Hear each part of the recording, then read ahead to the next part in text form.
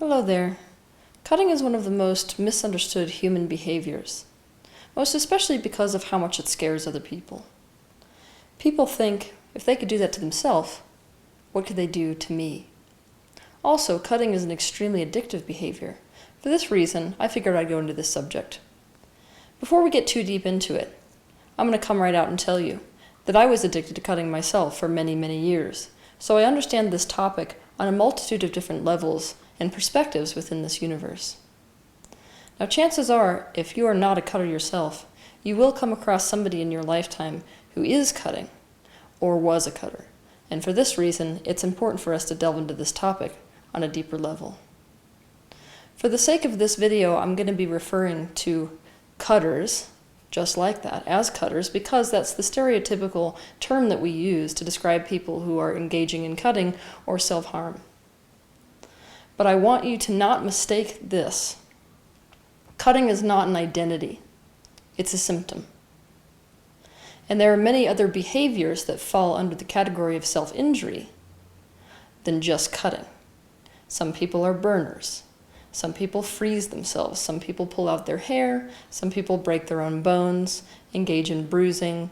Other people embed objects within their body. So there are many different types of self-injury. Cutting is only one of these. And what you'll find with self-injury is that the person who's engaging in that self-injuring behavior has a reason for why they're picking that particular way of harming themselves.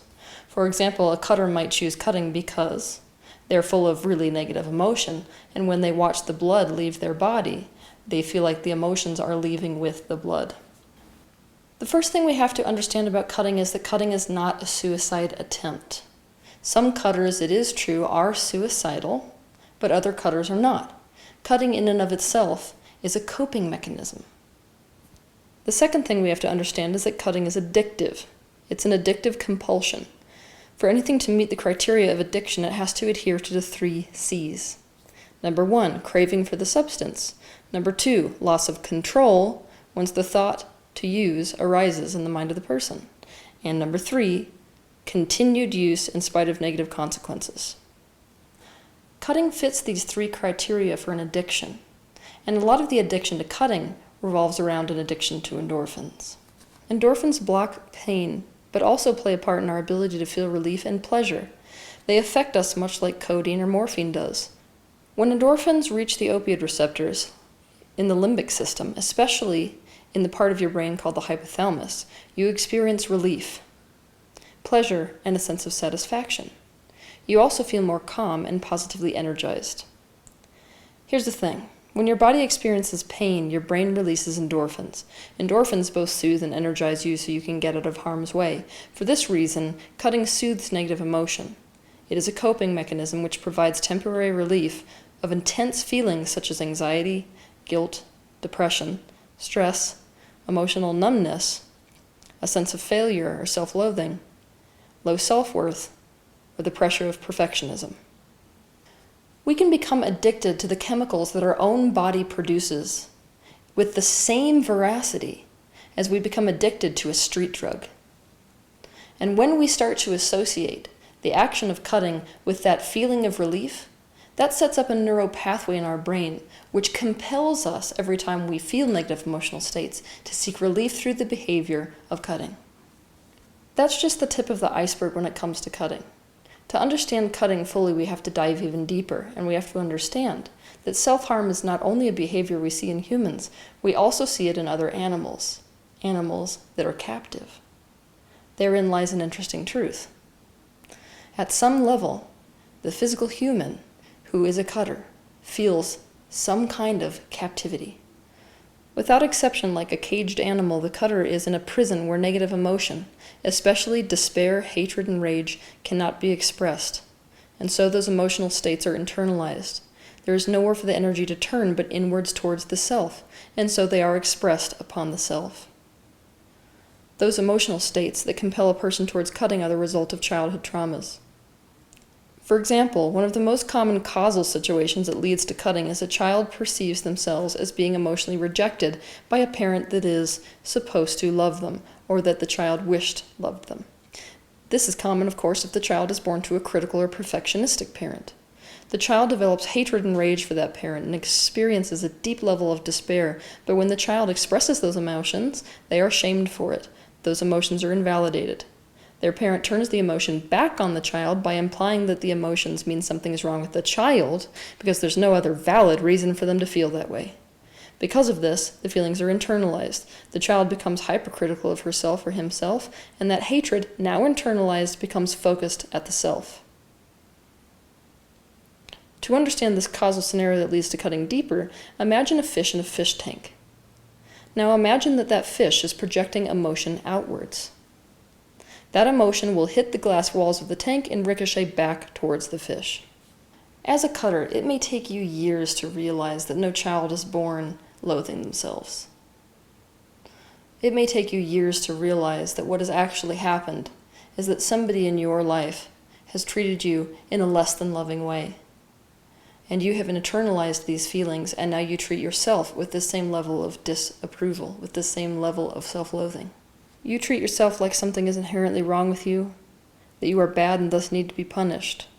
You have exchanged emotional torture for physical mutilation. All cutters are self-loathing. All cutters are self-critical. You did not learn to view yourself this way. You were seen this way by other people, and so you learned to see yourself this way. I challenge you to look beyond the surface of things. I challenge you to look at that myth that parents love us because they're our parents, and instead be open to the idea that somebody in your childhood did not love you like you needed to be loved. Somebody in your childhood rejected who you were. Look deeply within yourself and admit to who should have loved you, but either couldn't or didn't. Cutting is often a sign of abuse, especially sexual abuse, because it's a manifestation of the despair and self-loathing that arises from internalizing the despair and rage that occurs when we are not loved by someone who we wanted to love us. It's also an attempt to gain control over our body, which we did not have control over when it was being used by other people. When it comes to our negative emotions, we do not feel the capacity to feel the way that we feel, especially if our emotions were invalidated, if our feelings were not okay. For this reason, we are after two things: sedation and control. To sedate our emotions means to numb or drown out our awareness of our negative feeling. To control is to gain power over our discomfort. When we feel negative emotion, we feel out of control, so we gain back our control by exerting control over the way that we feel. All addictions, without fail, exist to either sedate or control our emotions. Cutting accomplishes both sedation and control.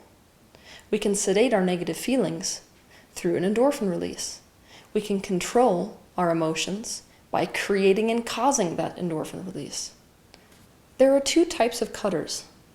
There are cutters who are secretive and ritualistic about their cutting, and there are cutters who are demonstrative about their cutting.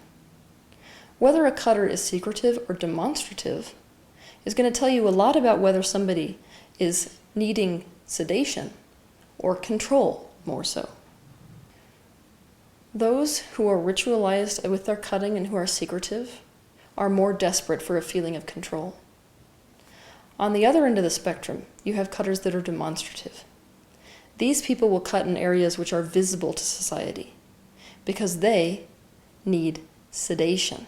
They're looking for some way to feel a sensation of relief instead of a sensation of control. But here's the thing. They're looking for that sensation of sedation or relief to come through other people. These cutters are desperate for rescue. Society shames them for cutting by saying that they just cut for attention. And so they cannot admit to anyone, or even to themselves, that what they want is for someone to notice. They are in a prison of a torturous situation, unseen by society and by the people around them. They are shamed for wanting attention that subconsciously they do want so badly. They want attention because they want someone to save them from the hell they're living in. Think of it as a visible SOS. The dream is that on top of the sedation of the endorphin release, someone will come to sedate our pain by loving and caring about us enough. Of course, cutting has the opposite effect on people. It drives them away. I was a cutter who was desperate for rescue. I'll never forget this time when I was 18 years old, when I was the most desperate for people to notice the internal pain that I was in.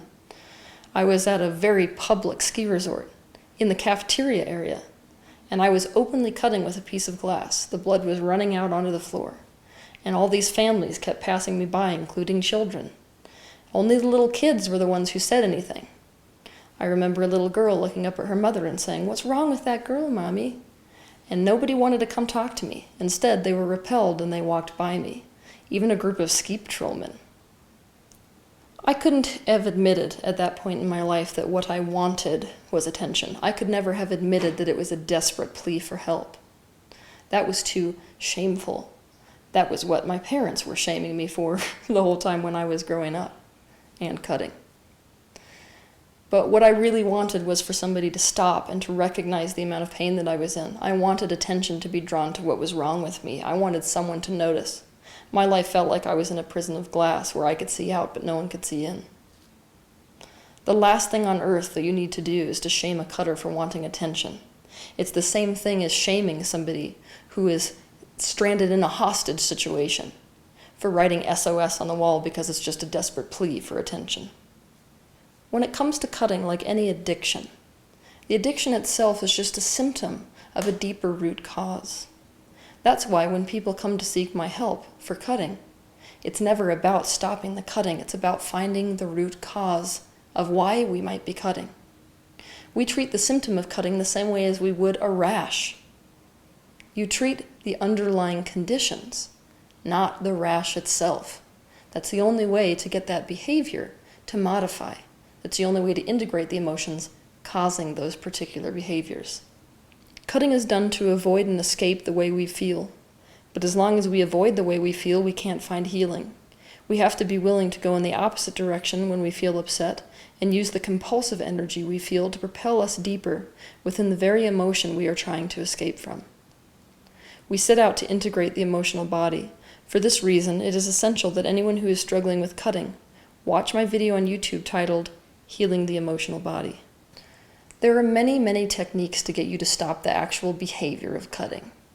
But for obvious reasons, I think this is a surface solution, and it's an artificial healing, not a genuine healing. The reasons that you are cutting are rooted deeply in childhood trauma, and until we're willing to go to that place, we will find no solution to the cutting itself.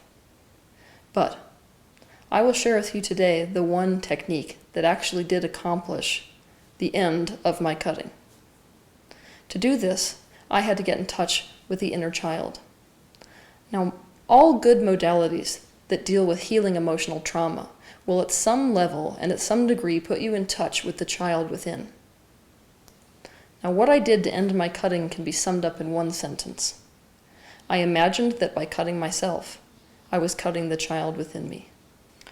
Most cutters have a ritual spot where they cut. Mine was in the bathroom. So what I did is I sorted through my photographs for the most adorable picture of myself that I could find as a child, and I taped it up in the bathroom. If you don't have a childhood photograph of yourself, what you could do is imagine yourself as a small child. Now, every time I went to cut, I would imagine that I was cutting that child. I would imagine grabbing her arm and having her squirm away from me and cry and not understand why I was abusing her, why I was treating her this way, why she needed to be punished. I want you to try that. Every time you go to cut, imagine that you're cutting your childhood self. Watch yourself pull against that cruelty. Watch yourself cry at your own mercy. What I noticed when I started doing this is that I couldn't do it. I started collapsing into tears. I couldn't cut the child, even though I could cut the adult. Here's the thing. If you can't cut the child and you can cut the adult, the minute you realize that there's no difference between your childhood self and the adult self because the childhood self is still within, you can't cut your adult self. And if you're someone who can cut your adult self still despite this practice, then the child within is still a conceptualization to you. It's not something you have experienced fully. It's not something you have come into contact with emotionally. It's not a reality to you yet. If you know someone who's cutting, you cannot stop their behavior for them. They have to want to stop, and to want to stop, that behavior has to not serve them anymore. The thing is, as long as they still have those unintegrated emotions and traumas within their body, as long as they're still trying to escape from the emotion, the cutting still serves them. The worst thing you could do to a cutter is to shame them for cutting. This does nothing more than add fuel to the fire of why they are cutting in the first place. If you want to help, don't react to the cutting behavior itself. Demonstrate your unconditional love to them by drawing attention to and desiring to understand the emotions that they are trying to escape from by cutting. On some level, every cutter wants you to know how much pain they're in. They need to be acknowledged, and they need their pain to be validated instead of invalidated. They need to be loved regardless of how they feel, instead of be led to believe that they are only lovable and wanted if they feel good. What they need is the opposite of rejection. They need to know that something is right with them instead of wrong. If any cutters are watching this now, take this last sentence that I said to heart. The opposite of what you need is rejection. Nothing is wrong with you. Instead, everything is right with you, because your emotional guidance system is reflecting to you deeply suppressed traumas and deeply suppressed emotions within your system. Begin to know your triggers, because those triggers are a good indication as to the traumas you experienced in your childhood, which need to be felt and integrated. There is nothing that is wrong with you, because your emotions are telling you accurately how you are emotionally treated by other people when you were young. Just don't expect them to admit to it.